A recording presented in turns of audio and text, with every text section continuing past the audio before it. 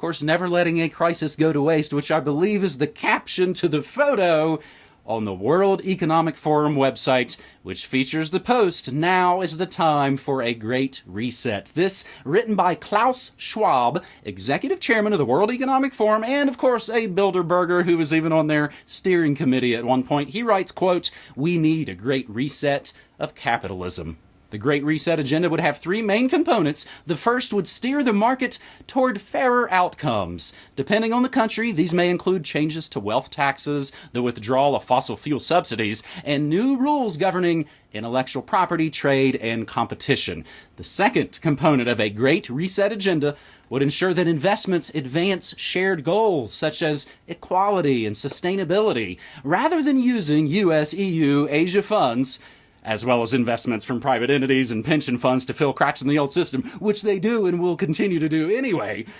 We should use them to create a new one that is more resilient, equitable, and sustainable in the long run. This means, for example, building green urban infrastructure and creating incentives for industries to improve their track record on environmental, social, and governance metrics. And they can improve those by, of course, lying about it and rigging up the numbers, as we reported many years ago about Volvo and the great, of course, emissions scandal. The third and final priority of the Great Reset agenda is to harness the innovations of the Fourth Industrial Revolution, which just so happens to be the name of this guy's book.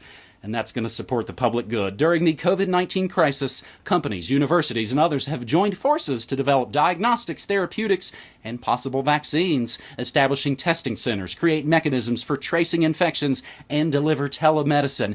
Imagine what could be possible if similar concerted efforts were made in every sector. End quote. They're just kind of announcing it to us, right?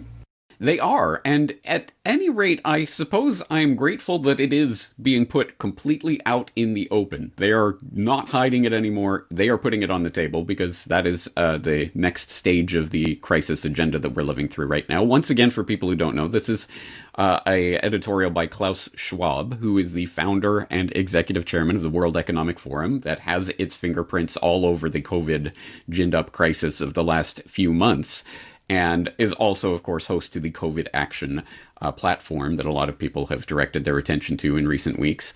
So I think this is an instructive little piece of... It's not even... I mean, it is propaganda, but in a sense, it is just putting it out on the table and putting it in black and white. And it's interesting how he does this in this article. I hope people will go and read through it in its entirety. But he starts by basically saying, you know, we're in crisis, everything's falling apart. We must build entirely new foundations for our economic and social systems. The level of cooperation and ambition this implies is unprecedented, but it is not some impossible dream. In fact, one silver lining of the pandemic is that it has shown how quickly we can make radical changes to our lifestyles.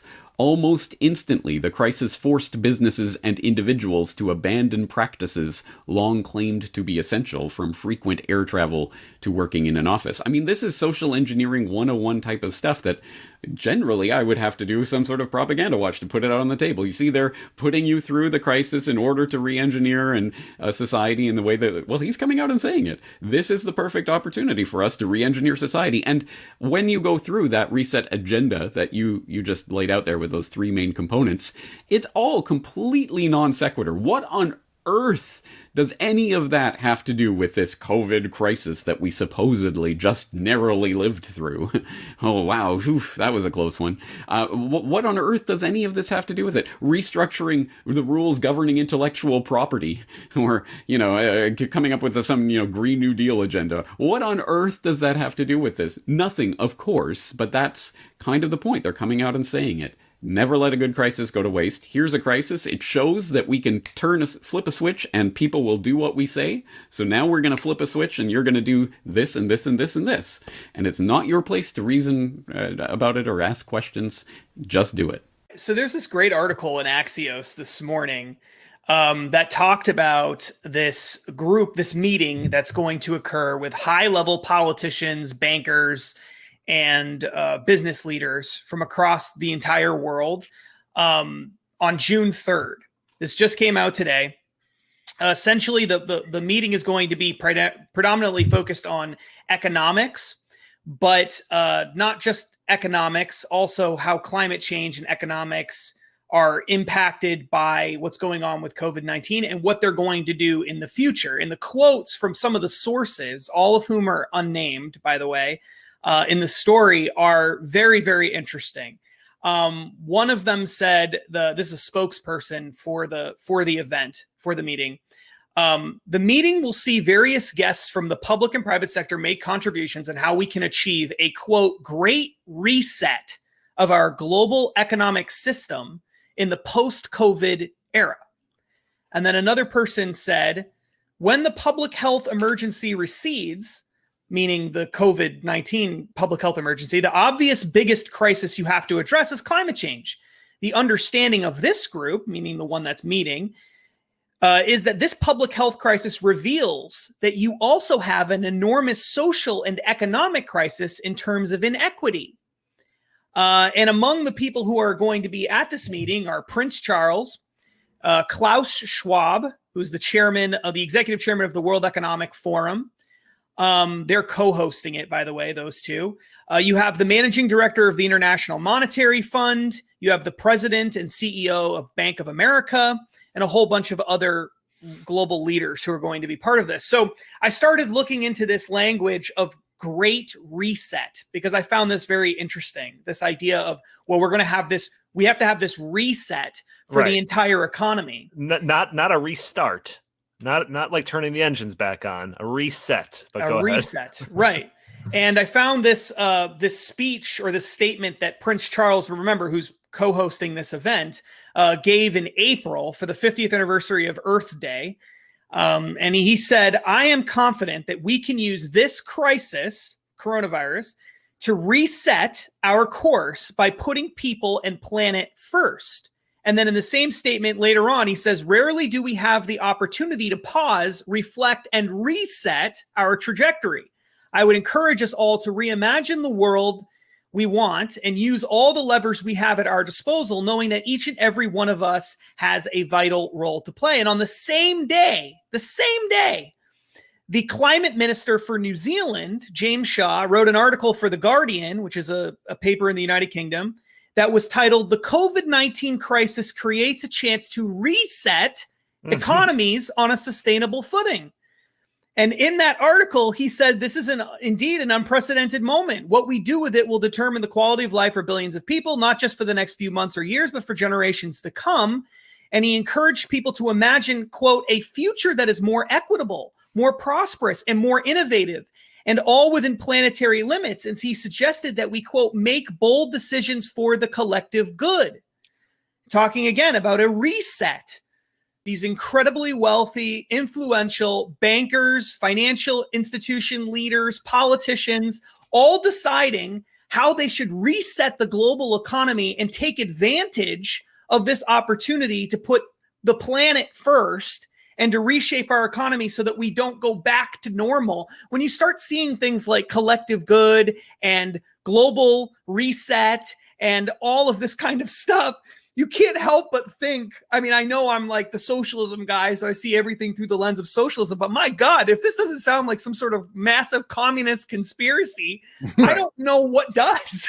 Yeah. It's incredible. I think that the two most important parts of this story, number one, they've given it away. We knew this was going to happen, but they've now admitted it. They've now given it away. When the public health, there's a direct quote, when the public health emergency recedes, the obvious biggest crisis you have to address is climate change. Okay, yeah. There you go. That's the next big crisis. We all knew that it was coming. Everyone at the Heartland Institute knew that, but that's the next big crisis. They've admitted it. And they're going to use the same sort of strategies, the same justifications that they've used for this for the global climate change crisis that they're saying exists. I mean, that's now been totally given away. And I think that that's a really important point because it's not something we're just imagining. It's not a right-wing conspiracy. It's not something that we're reading into it. It's their plain words. That's what they're saying. And I think that the other really important part of it is that it's not just about climate change. It's about creating a new economy that focuses on equity and all of this other language, the common good, the collective, all these phrases that they're using that are socialist, communist, Marxist phrases that have been around forever. I mean, the language we don't have time to go through it, but the language of this op-ed written by the climate minister of New Zealand is Marxist language through and through. The whole thing is just full of Marxist language. It's so obvious that that's where he stands. Yeah. And there's just no denying it. That is where we are headed. That is the next big crisis. That is the next big battleground for socialism, communism, personal freedom. They're going to come to you and say, you think COVID-19 was bad? Just wait until the oceans rise and swallow up a third of the United States. Yeah. Just wait till that happens. Then you're really going to be begging for government aid. That's how they're going to sell it. And now this time, we're not going to have the pushback of saying, like, just think of how quaint the argument against the Green New Deal seems now, where it's like, that's going to cost $94 trillion over 10 years. It's like, that argument is done. We're done with that.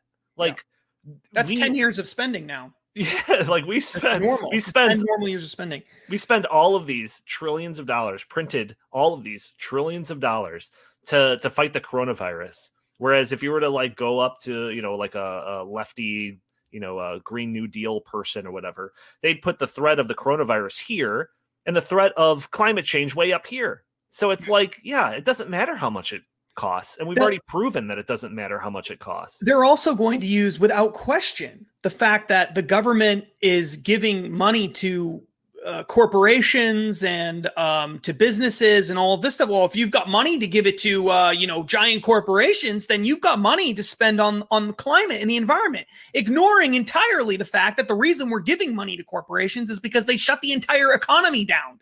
Yeah. So it's like they came to your house and burned the garage down, and now they're giving you money to rebuild the garage. And you're saying, well, if they're giving out money to rebuild the garage, then let's just buy everybody a house on the whole block. Why don't we just do that? I mean, it's totally insane, but it's completely predictable, and they've given it away. And it's not just government institutions. Who else is here? It's a bunch of bankers. It's well-connected business people are also involved in all of this. It isn't just the government. There's this whole, I don't want to use the word cabal, but I mean, in a sense, that's what it is. I mean, get the tinfoil hat back out. It's a cabal. I mean, there really is this massive group of people that are not massive. It's a small group of people that have massive amounts of power at the top of society that really are all on the same page when it comes to certain things. And this is one of those issues. For the next 20 years, we're going to be fighting for our lives to protect our personal freedom in the name, and they're going to be trying to take it away in the name of climate change. And that is going to be the political reality for the next 20 years at least. And we have to be prepared for it. And thank God we have an organization that is devoted to that. Yeah. I mean, I'm going to self-promote the Heartland Institute here, but the Heartland Institute is the only organization that has consistently been on top of this issue and made this connection and been focused on it for decades. It's the only one that's done that. And no one else is better positioned to fight this battle going forward over the next 15, 20 years for as long as this fight has to happen.